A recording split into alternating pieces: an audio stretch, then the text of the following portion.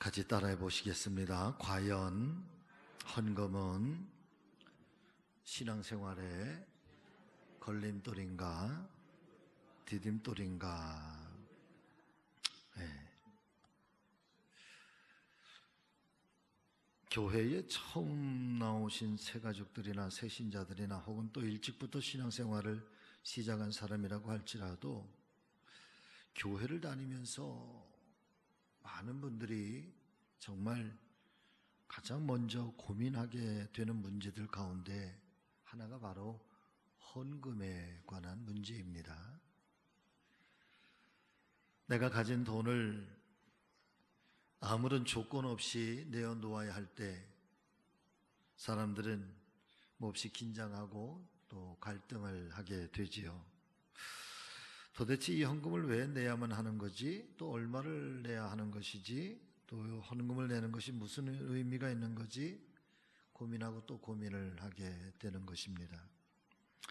저는 제가 우리 교회에 부임해서 이 헌금 때문에 정말 고민했던 문제가 하나가 있는데, 헌금을 드릴 때 지금 저 뒤에 헌금함이 있잖아요. 들어오실 때 헌금을 하잖아요. 저는 그것 때문에 고민이 많았어요. 그래서 지금처럼 해야 되는 건지, 아니면 헌금 시간에 헌금함을 봉헌 시간을 따로 갖고 헌금함을 이렇게 돌려야 되는 건지, 물론 마지막 최종 결론은 우리 교회가 쭉 해왔던 방식이니까 그렇게 하지만, 그러나 예배학적으로는 지금 들어오면서 헌금함에 자유롭게 헌금하는 것은, 그것은 예배학적으로 맞지를 않습니다. 무슨 얘기인가 하면, 예배 시간에 헌금이라고 하는 것은 말씀을 듣고, 그리고 그 하나님 앞에, 말씀 앞에 내가 고백하고 또 내가 헌신을 다짐하고 결단하는 의미에서 나 대신에 드려지는 하나의 상징적인 헌금이거든요. 근데 지금은 이미 들어올 때 말씀을 듣기도 전에, 예배를 드리기 전에 먼저 헌금부터 하잖아요. 그러니까 그런 것들이 조금 예배학적으로는 맞지를 않죠. 그래서 그것 때문에 고민을 많이 했는데, 앞으로는 어떻게 할지는 모르겠어요. 그러나 지금 방식대로 계속 할 거예요. 그러다가 어느 순간 또 어떻게 바뀔는지 저도 모르겠어요. 자, 이 하여튼 헌금 때문에 우리는 많은 고민들을 하게 되고, 또 그것 때문에 그렇게 고민하는데, 그래서 그런 갈등, 그런 고민 때문에 헌금 생활을 열심히 하는 누군가에게 물어보았을 때 그분 입에서 나오는 말이, 이 교회를 다니면 당연하게 헌금을 해야지, 헌금 생활을 해야지. 또 아니면 또 헌금하면 하나님께서 복을 주십니다, 복 받습니다 라고 그냥 막연하게 이야기를 듣고 대답을 들으면, 사실 이 헌금 때문에 고민하는 분들은 더 큰 갈등만 안겨주게 되고, 결국에는 그 헌금 문제가 신앙생활에 큰 걸림돌이 되어서 심지어는 신앙생활을 포기하게 되는 경우까지도 생겨날 수 있다는 것을 우리는 종종 발견하게 됩니다. 사랑하는 여러분, 과연 이 헌금은 저와 여러분들이 신앙생활을 하는 데 있어서 걸림돌인가요? 돌뿌리 같은 것인가요? 아니면 우리가 하나님께로 좀 더 가까이 나아가는 어떤 거룩한 디딤돌이 되는 걸까? 한번 여러분 스스로, 나는 지금까지 헌금 생활을, 신앙생활을 하면서 특별히 헌금 생활을 하는 데 있어서 이 헌금이 나에게 디딤돌인가 아니면 걸림돌인가 라고 하는 사실을 한번 좀 잘 고민도 한번 해보고, 그리고 그 고민 앞에서 사랑하는 여러분, 한번 바르게 우리의 신앙생활을 한번 다듬어 봤으면 좋겠습니다.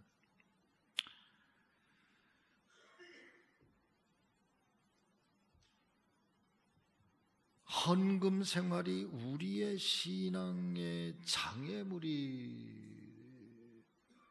되어서는 안 된다.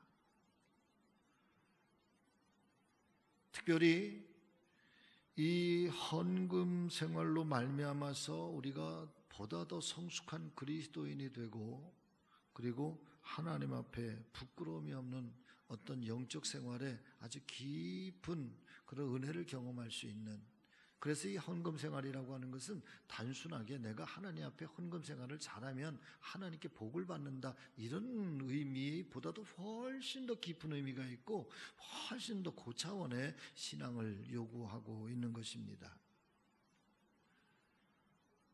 가장 먼저 우리가 오해하고 또 착각하기도 하고, 그리고 걸림돌이 되는 경우가 헌금 이코르 돈이라는 생각을 가지고 있기 때문에 그런 거죠. 여러분 혹시 주보에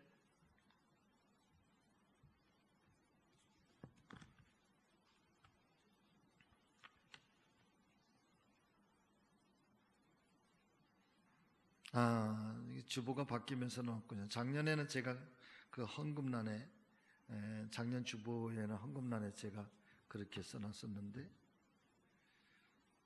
나의 모든 것들이, 여러분 한번 같이 해보실까요? 나의 모든 것들이, 나의 이 모든 것이라고 하는 것은 내 몸, 내 가정, 내 생명, 또 내 자녀 손, 또 물질, 건강, 또 내가 세상 속에서 살아가면서 누리고 있는, 또 생활하고 있는 이 모든 것들, 이 모든 것들이 다 누구에게로? 주님께로부터 온 것이라. 할렐루야. 아닌 것 같아요, 여러분?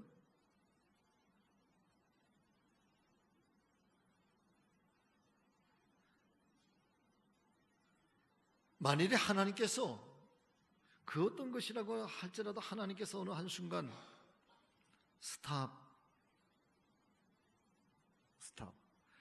하나님께서 어느 날 내 심장이 그만 뛰라고 스탑, 내 심장을 그냥 스탑시키면, 사랑하는 여러분, 그 순간에 나의 모든 것들은 다 올스톱.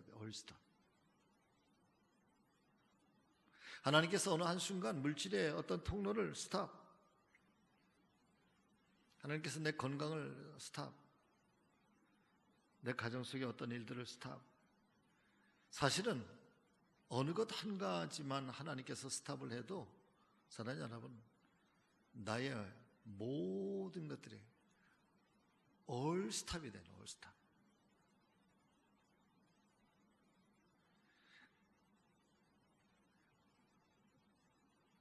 오늘 말씀의 이야기도 바로 거기에서부터 출발을 합니다.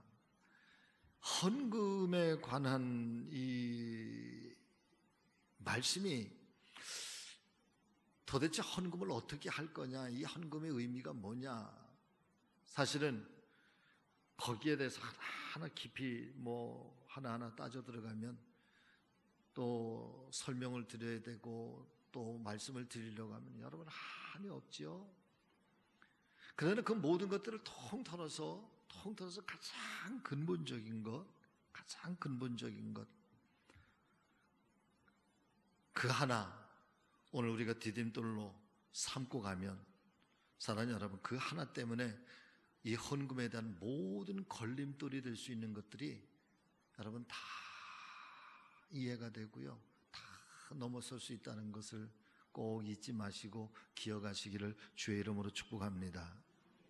자, 그것이 오늘 저는 마가복음 10장 17절 이하에 오늘 이 부자 청년의 재물이 많은 청년에 관한 이야기를 오늘 성경은 우리들에게 본문으로 이야기를 해주시고 있는 것이죠.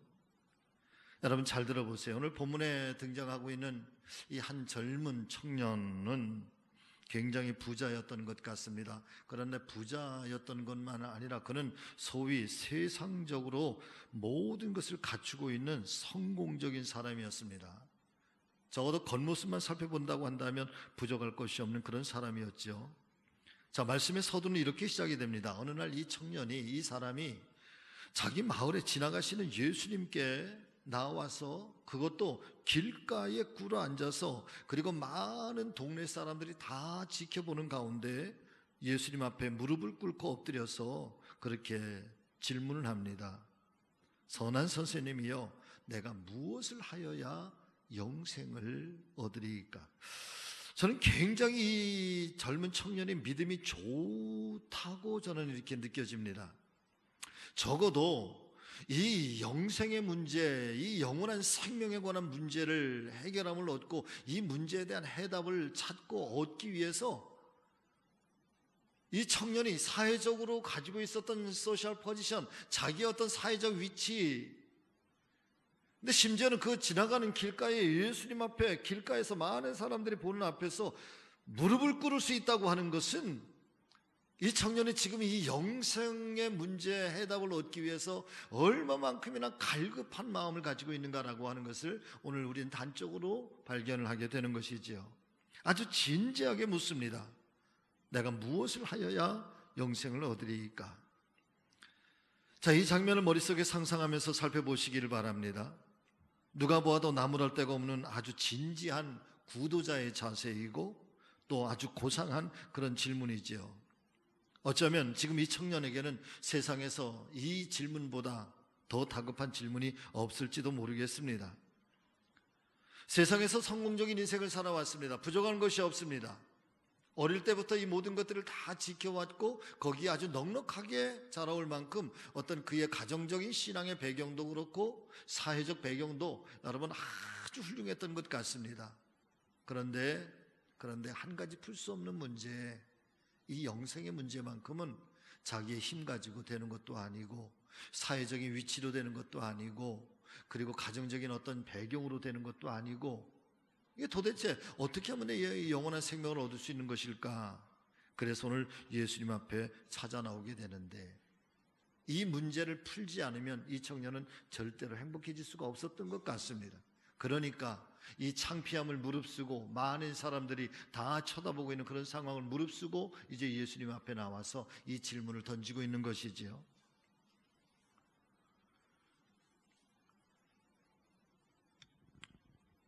예수님께서 이 청년에게 말씀하십니다. 내가 계명을 알고 있으니 살인하지 말라, 간음하지 말라, 도둑질하지 말라, 거짓 증언하지 말라, 속여서 빼앗지 말라, 내 부모를 공경하라 하시면서 계명들을 지키라 말씀하시고 있습니다. 그랬더니 사랑하는 여러분, 예수님의 이 가르침에 대해서 청년이 아주 당당하게 대답을 합니다. 여러분 같이 해보십니다. 이것들은 내가 어려서부터 다 지켰나이다. 보세요. 살인하지 말라, 간음하지 말라, 도둑질하지 말라, 거짓 증언하지 말라, 속여 빼앗지 말라, 내 부모를 공경하라. 계명들을 지키라고 말씀하시는데 내가 이것들은 어려서부터 다 지켰습니다. 아주 철저한 신앙 교육을 받았고 종교 교육을 받았고 율법 교육을 받았고 말씀의 교육을 받았습니다. 그리고 거기에서 벗어나지 않은 아주 모범적인 신앙생활을 그는 살아왔다는 것이죠. 완벽한 사람입니다. 만일 이 청년이 말하는 것처럼 선한 선생님이여, 내가 무엇을 하여야, 바꿔서 말씀을 드리면 어떻게 우리가 선한 행동을 살 것이냐, 어떻게 선한 행위를 가지고 살 것이냐라고, 그것이 구원받는 어떤 조건이라고 한다면 이 청년만큼 완벽하게 선하게 산 사람, 완벽하게 착하게 산 사람도 없을 것입니다.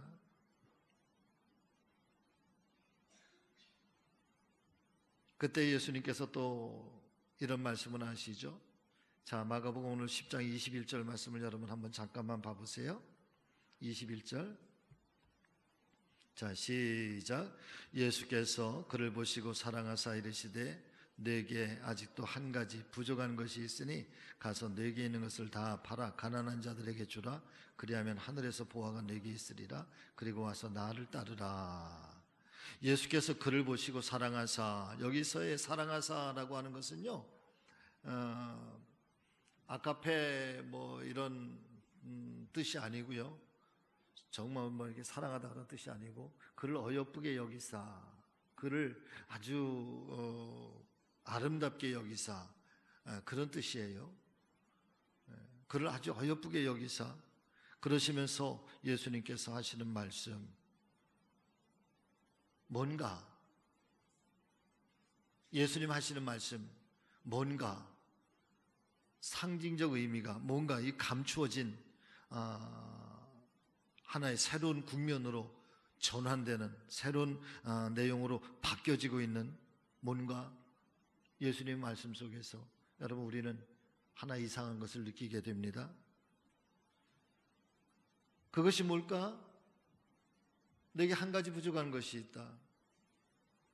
너게 있는 재물을 팔아서 누구에게 주라? 가난한 사람들에게 다 나눠주라. 그리고 와서 나를 따르라.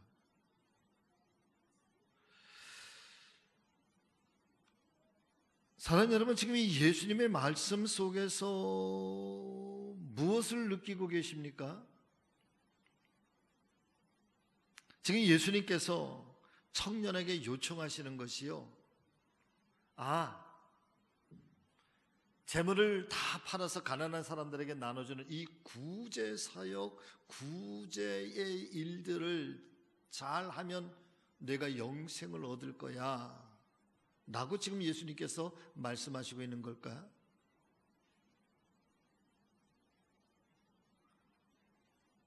어떻게 하여야 내가 영생을 얻을 수 있겠습니까? 선한 선생님, 그래 내가 율법을 다 행하였느냐? 예, 어릴 때부터 다 행하였습니다. 그래, 그런데 너에게 하나 좀 부족한 것이 있구나. 그러면 내게 있는 재물을 다 팔아서, 재물을 다 정리해서 가난한 사람들에게 나눠주라.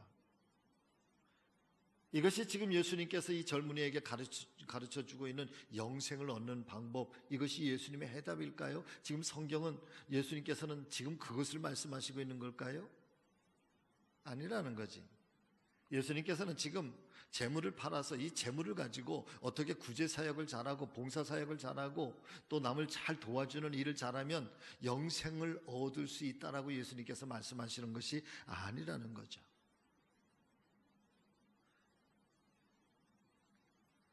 그 다음에 이어지는 이야기, 이 청년이 예수님의 그 말씀을 듣고요, 재물이 많은 고로, 뭐라고 성경을 표현하고 있습니까?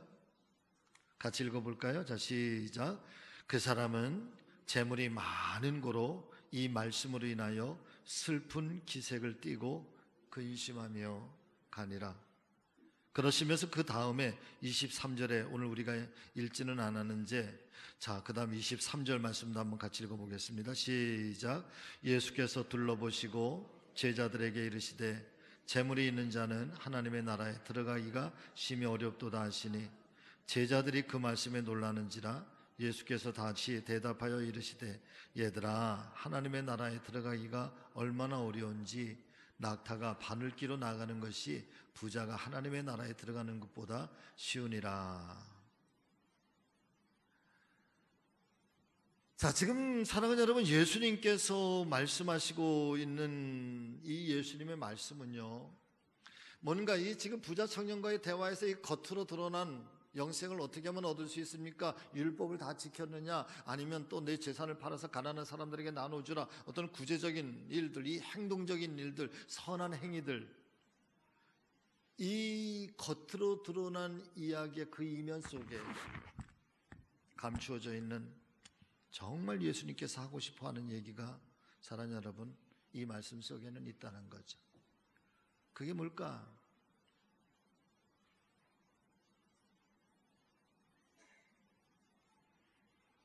본문의 말씀은 오늘 저와 여러분들에게도 똑같이 질문하고 있는 겁니다.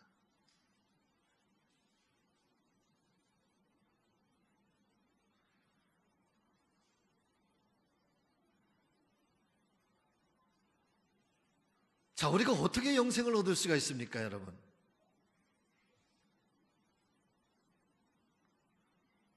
율법을 다 지키셨습니까? 하나님 말씀대로 다, 나는 신앙생활 한 지 50년입니다. 나는 신앙생활 한 지 40년입니다. 지난 세월 내가 하나님과 교회와 복음 선교를 위해서 감당해왔던 일들이 얼마나 많은지 모릅니다. 말 그대로 나는 교회의 목사입니다. 나는 교회의 장로입니다. 나는 교회의 권사입니다.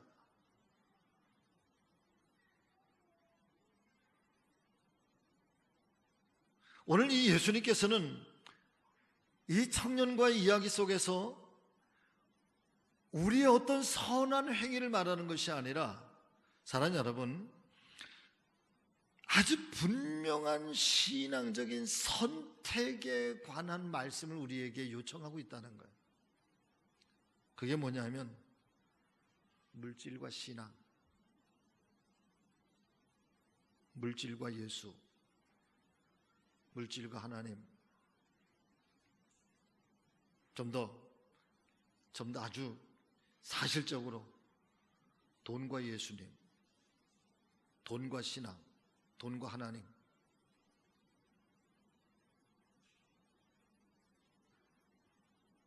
내가 지금 무엇을 선택할 거냐라고.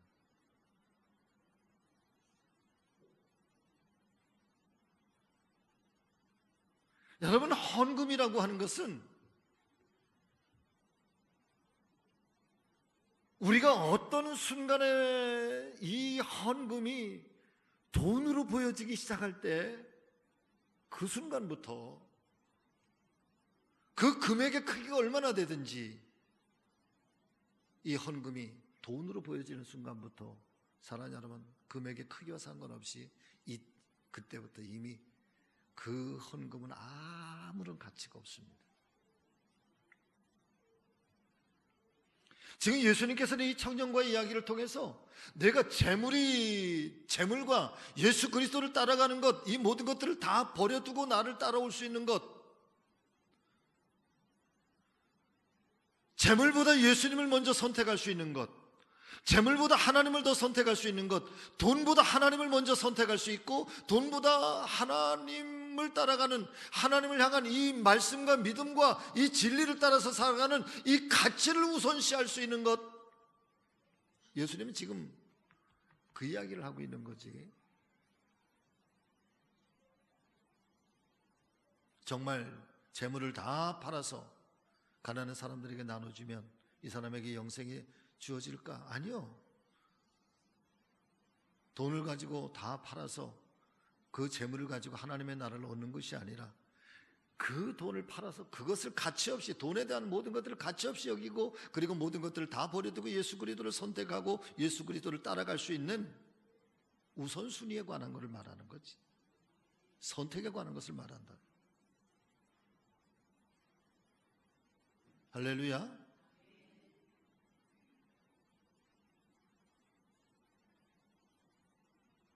내가 재물을 선택하든지 나를 선택하든지, 재물을 선택하면 나를 따르지 못할 것이고, 나를 선택하면 내가 너의 재물을 버릴 수 있는데, 그러면서 예수님께서 처음 제자들을 부르실 때의 말씀을 가만히 보니까, 어제 제가 목회자들과 토요일날 아침 미팅하면서 아침에 말씀에 살펴본 거, 요한복음 10장에 예수님께서 제자들을 부르실 때에 처음 베드로와 요한을 부르시고, 그러시면서 그 다음에 말씀에 보니까 들려주는 말씀이, 저들이 곧 배와 그물을 버려두고 아버지를 떠나 예수를 따르니라.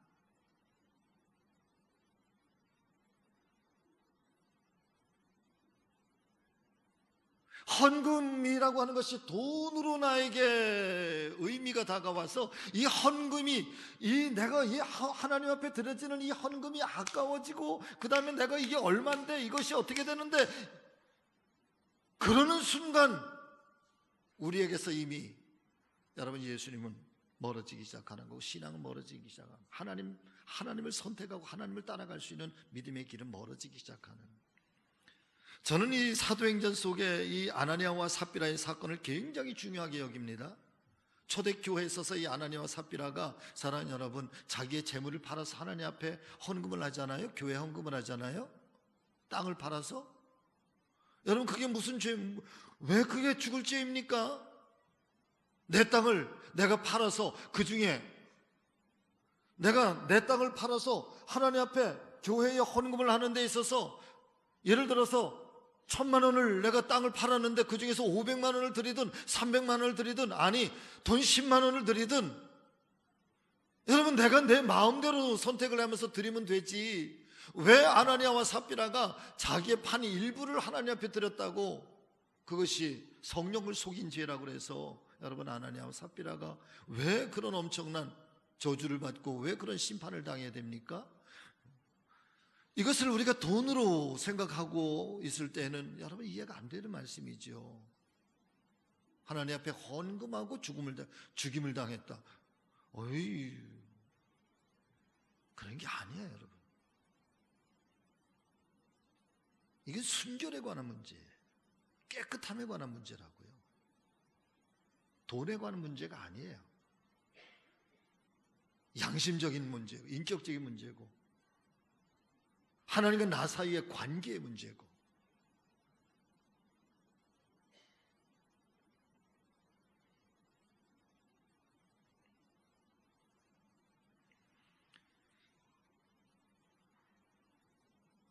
헌금이라고 하는 것 내 생명까지도 포함한 나의 모든 소유에 대해서 이 세상의 모든 것들은 하나님의 것이라는 사실을 인정하고 출발하는 것이 사랑하는 여러분 헌금의 가장 바탕에 깔려져 있는 의미죠. 이 고백이 되지 않으면 이 신앙의 고백이 이게 내 모든 것이 다 하나님의 것이야. 내가 이건 물질 문제만이 아니라 심지어는 여러분 자녀의 문제도 마찬가지. 오늘 이 문제는 예수님께서 너의 재물을 팔아서라고 한다면 창세기에 넘어가서 이삭의 문제를 가지고 아브라함에게 요청하시는 하나님의 말씀을 여러분 한번 적용을 한번 해볼까요? 아브라함에게 하나님께서 말씀하시는 것이 재물이 아니라 아브라함에게는 네 아들을 말씀하시는 거거든요. 내가 내 아들을 선택할 거냐 나를 선택할 거냐 모리아산에서 아들 이삭을 번제로 바치라고 하는 예수님의 이 요청 앞에 저 하나님의 요청 앞에 똑같은 문제.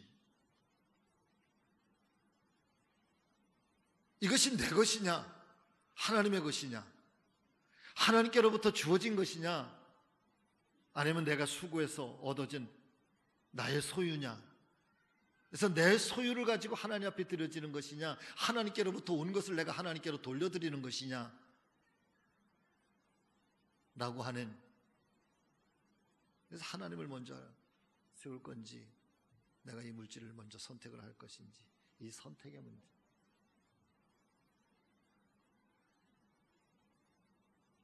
이게 해결이 돼야 사랑하는 여러분 적게 드리든 많게 드리든 10원을 드리든 만원을 드리든 여러분 돈으로 보여지지 아니하고 하나님의 은혜로 느껴지는 거지. 할렐루야. 저는 우리의 신앙이 그랬으면 좋겠습니다.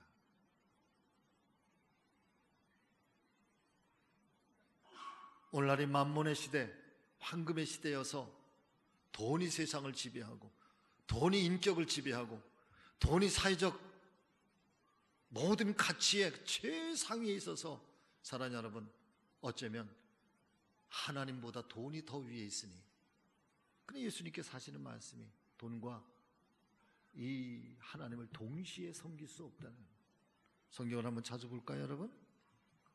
뭐 너무나도 잘 아시는 말씀이지만은 마태복음 6장 한번 성경을 한번 가보시겠습니다. 마태복음 6장 24절부터 마태복음 6장 24절부터 자 같이 읽어보겠습니다. 한 절씩 교독하십니다. 마태복음 6장 24절부터 교독하십니다. 한 사람이 두 주인을 섬기지 못할 것이니 혹 이를 미워하고 저를 사랑하거나 혹 이를 중히 여기고 저를 경히 여김이라. 너희가 하나님과 재물을 겸하여 섬기지 못하느니라.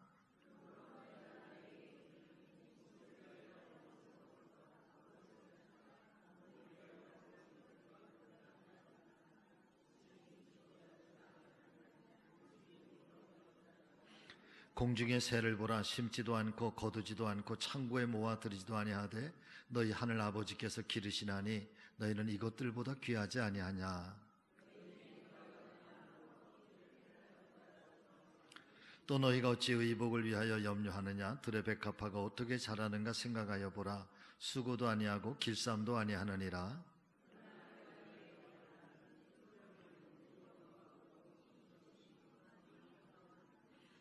오늘 있다가 내일 아궁이에 던져지는 들불도 하나님이 이렇게 입히시거든 하물며 너희일까 보냐. 믿음이 작은 자들아.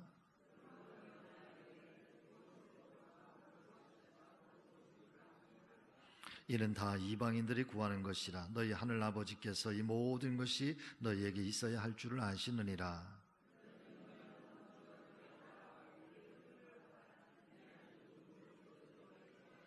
같이 읽습니다. 그러므로 내일 일을 위하여 염려하지 말라.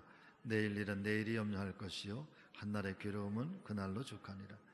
자, 결국은 재물과 하나님을 동시에 섬길 수 없느니라 말씀하시면, 아니 사실은 이미 우리는 하나님보다 재물을 더 많이 섬기고 있습니다. 하나님보다 재물이 훨씬 더 높은 위치에서 세상을 지배하고 있는 것이 오늘날의 현실입니다. 그럼 오늘 예수님께서 이 말씀을 하시면서 결국은 무엇을 말씀하십니까? 결국은 선택의 문제를 말씀하시는 거죠. 하나님을 선택할 거냐, 물질을 선택할 거냐. 왜 걸림돌일까? 헌금은 자꾸만 우리는 돈의 가치에 하나님보다 더 많이 돈의 가치를 소중하게 여기기 때문에 자꾸만 걸림돌이 되는 거고요. 이것을 극복하는 순간부터 내 인생의, 내 삶의 모든 주권이 하나님 손에 있고, 하나님께서 얼스톱할 수도 있고 하나님께서 형통하게 모든 것을 다 여실 수도 있다고 하는 하나님의 주권이 내 인생, 내 가정, 내 삶의 모든 것들을, 내 기업, 내 경영, 내 자녀들까지도 하나님이 다 다스리고 있다고 하는 이 신앙의 고백이 이루어지는 순간부터 사랑하는 여러분, 헌금은 내 신앙을 더 하나님께로 가까이 나가게 하는, 하나님께 나를 드릴 수 있는 그런 또 다른 디딤돌이 될 수 있다는 사실을 여러분 잘 한번 새겨보셨으면 좋겠습니다. 아무쪼록 헌금 때문에 시험 당하지 말고 헌금 때문에 오히려 더욱더 깊은 믿음으로 나가는 우리 모두가 되시기를 주의 이름으로 축복합니다. 더불어 이 자리를 빌어서 지난 1년 동안 교회에 이 모양 저 모양 헌금해 주시고, 또 주의 거룩한 일들에 참여해 주시고, 또 헌신해 주시고, 또 기꺼운 마음으로 더 모든 일들 봉헌해 주신 사랑 우리 성직의 모든 믿음의 가족들 한 분 한 분마다 그 손길에 감사를 드리고, 그 모든 것을 아시는 하나님이, 귀하게 여기시는 하나님이 그 손길을 하나하나 여러분 큰 은혜와 복으로 충만하게 나눠주시기를 주의 이름으로 축복합니다. 기도하겠습니다.